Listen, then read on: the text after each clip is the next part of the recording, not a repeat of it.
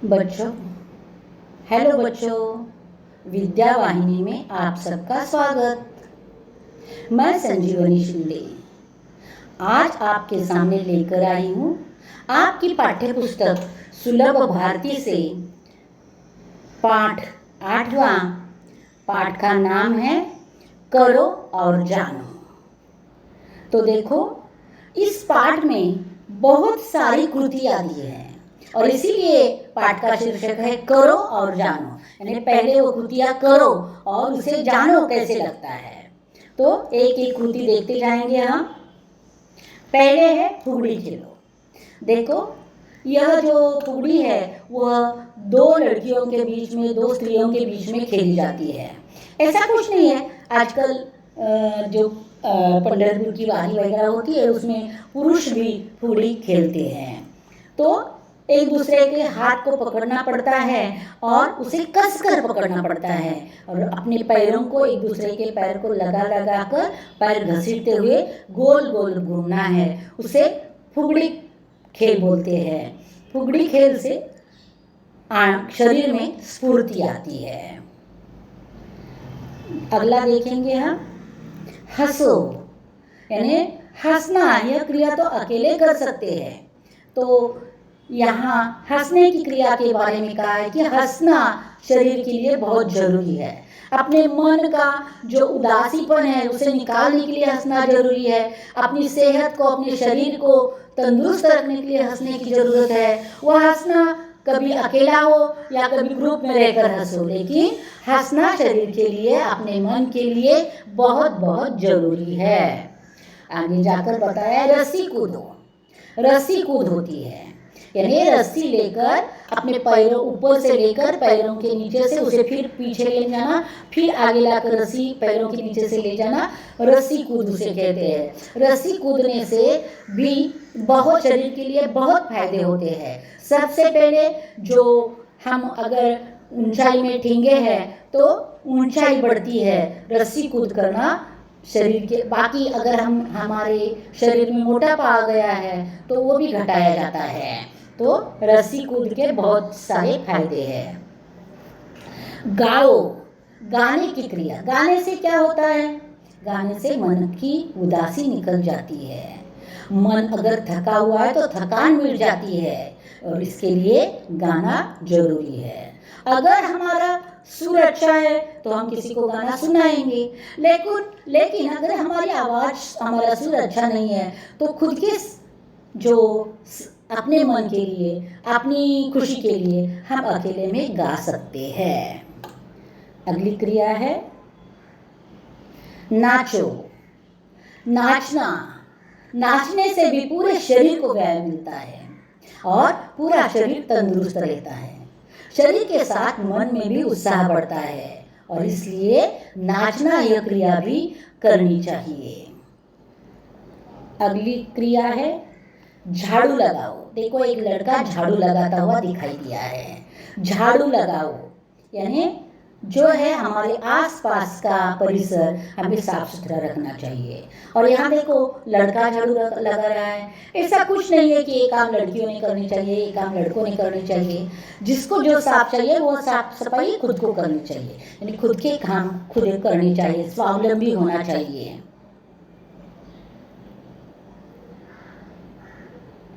रोटी बेलो। यहाँ एक लड़की जो है वो रोटी बेलते हुए दिखाई दी है, क्योंकि मैंने कहा कि हमें स्वावलंबी होना चाहिए। खुद के हर काम, अपना अपना काम खुद को आना ही जरूरी है। तो वो झाड़ू लगाना होगा या रोटी बेलना होगा, या आगे जाकर दिखाई दे रहा है कि कपड़े धोना। अगर कपड़े धोना हो, कोई भी काम हो, हमें अपना काम करना आना चाहिए। ऐसा नहीं है कि कपड़े धोना है तो खुद के धोने, घर के लोगों की भी धोए तो भी चलता है। तो अपने काम खुद करने चाहिए। आगे जाकर और एक कहा है पगड़ी बांधो। पगड़ी बांधो का मतलब यह है कि कोई अलग कला सीखो। पगड़ी बांधी जाती है, देखो, ज़्यादातर बड़े बड़े समारोह में, लग्न समारोह में, तो क्योंकि खुशियाँ बांटी जाती है, खुशियाँ मनाई जाती है। तो पहले खुश रहो, फिर खुशियाँ मनाने के लिए पगड़ी बांधो, ऐसा कहा है। तो देखो बच्चों, यहाँ तक इस पाठ में हमने देखा फुगड़ी खेलो, हंसो, गाओ, नाचो, पगड़ी बांधो, झाड़ू लगाओ, रस्सी कूदो, रोटी बेलो अथवा कपड़े धो। इन सब से क्या होता है? सबसे पहले हम तंदुरुस्त रहते हैं, हमारा परिसर साफ सुथरा रहता है, हमारा शरीर और मन उत्साह से भरा रहता है, और यह सब होने के बाद हम खुश रहे तो हमारे हाथों से काम भी अच्छे होते हैं। अब कुछ काम ऐसे दिए हैं जो समाज उपयोगी होते हैं, यानी पूरे समाज के लिए एक दूसरे को करने पड़ते हैं। यहाँ एक फुलवारी दी है, फुलवारी फूल बेच रही है और लेने के लिए एक लड़का और एक लड़की आई है। देखो उनके पास फूल है सेवंती के, मौलसरी के, फिर बेला के फूल है, कनेर है, गेंदा है, गुलाब है, गुड़हल है, कमल और चंपा भी है। इन सब को बेचना चाहती है क्योंकि फूल जो है खरीदने वाला खुशियाँ बांटने के लिए फूल लेगा, फूल बांटेगा, भगवान के ऊपर चढ़ाएगा। तो इससे यह जो अब आगे और 3 काम देखेंगे वो सब समाज उपयोगी है। तो महिला कई दूर से फूल लाती होगी और यहाँ लाकर बेचती है, तो पास आए लोगों को फूल का बहुत उपयोग होता है, खरीदते हैं। अगला है पंसारी। पंसारी यानी जहाँ हमारे रसोई घर में जो भी चीज़ें लगती है वह बेचने वाला जो होता है उसे पंसारी कहते हैं। तो वह भी सामाजिक कार्य करता है, हर घर घर में क्या जरूरत होती है वह देखता है, वह चीज़ें लाता है और वह चीज़ें बेचता रहता है। अगला है फल वाला। फल वाले के पास एक लड़का फल लेने के लिए आया है। फल वाले के पास फल है, अंगूर है, केला है, अनार है, तरबूज है, सेब है, संतरा है, अनानास है और सीताफल है। तो यह भी फुलवारी जैसा ही लोगों को क्या भाता है, क्या अच्छा लगता है वो देखता है और कई दूर से फल खरीदता है और यहाँ आता है और फिर वह उन फलों को बेचता है। तो जो खरीदना चाहते हैं उनको पास में ही फल मिलते हैं। और अंतिम चित्र है इस पाठ का जो है कुम्हार का। कुम्हार जो हमें दिखाई दे रहा है कि जो बैलगाड़ी का पहिया यानी चक्र, बैलगाड़ी का पहिया है वैसा पहिया उसके पास है और उसके ऊपर वह बर्तन, मिट्टी के घड़े बर्तन बना रहा है, छोटे बड़े बर्तन बनाता है और वह लोगों में बेचता है। वह भी सामाजिक कार्य करता है। इस प्रकार हमें खुद को अपने लिए कार्य कर खुद का शरीर और मन तंदुरुस्त करना है और समाज के लिए ऐसे कार्य कर समाज उपयोगी होना है। तो देखेंगे बच्चों, इस पाठ में कहा है कि किसान, डाकिया, सैनिक, नर्स, वकील इनके बारे में भी चर्चा करनी है। तो मैं एक एक के बारे में थोड़े थोड़े वाक्य दे रही हूँ जिसे आप पढ़िए। पहला है किसान। किसान के बारे में मैंने लिखा है, अपने समाज में किसान एक ऐसी व्यक्ति है जो हमेशा समाज के बारे में सोचती रहती है, खुद का कभी भी विचार नहीं करती। किसान हमेशा खेत में मेहनत करता है और जो अनाज निर्माण करता है उसी पर पूरी दुनिया निर्भर रहती है।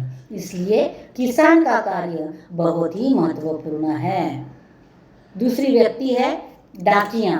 डाकिया यानी घर घर पत्र बांटने वाला एक व्यक्ति।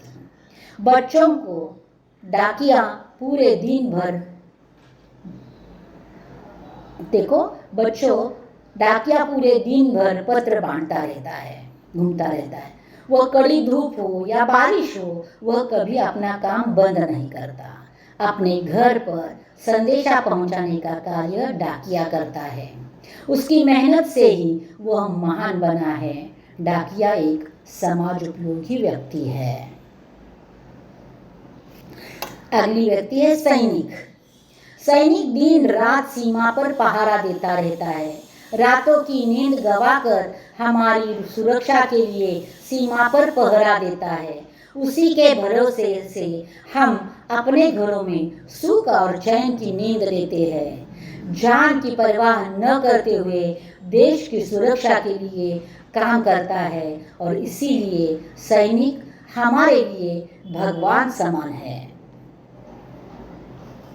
नर्स, नर्स जो अस्पताल में परिचारिका का काम करती है, यह काम बहुत ही मुश्किल होता है। कई प्रकार के मरीज अस्पताल में आते हैं, उनकी सेवा करते रहना और वह सेवा करते वक्त हमेशा हंसमुख भी रहना पड़ता है। इनकी ड्यूटी कम से कम 8 घंटों की होती है।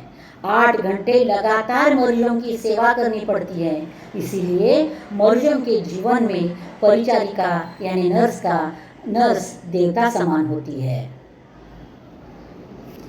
अगला व्यक्ति है और अंतिम व्यक्ति है वकील। वकील समाज की एक ऐसी व्यक्ति है जो समाज को और परिवार को एकदम ठीक से रहने के लिए काम करती रहती है। वकील परिवार के झगड़े या समाज की सामाजिक समस्या को इसका हल निकालना और उसे सही न्याय दिलाने के लिए कोशिश करना, यह महत्वपूर्ण कार्य करता है। इसलिए यह वकील भी महान व्यक्ति है। इस प्रकार देखो बच्चों, मैंने पूरे पाठ की क्रियाओं को समझाया है, जो अकेले में करना है, जो खुद के लिए करना है, साथ साथ कुछ क्रियाएं ऐसी भी दी है जो समाज उपयोगी है, वह भी दी है। साथ साथ किसान, डाकिया, सैनिक, नर्स, वकील, इनके बारे में भी जानकारी दी है। मैंने इस पाठ की पूरी जानकारी दी है बच्चों, आपका काम आसान कर दिया है। बार बार इस वीडियो को सुनो और करो और जानो, इस पाठ को तैयार करो। तो देखो बच्चों, जल्द ही मैं वापस आऊँगी नीम पाठ लेकर। अगला पाठ नहीं, अगली कविता है नीम को लेकर मैं जल्दी आऊँगी। तब तक इंतज़ार में रहना। धन्यवाद बच्चों।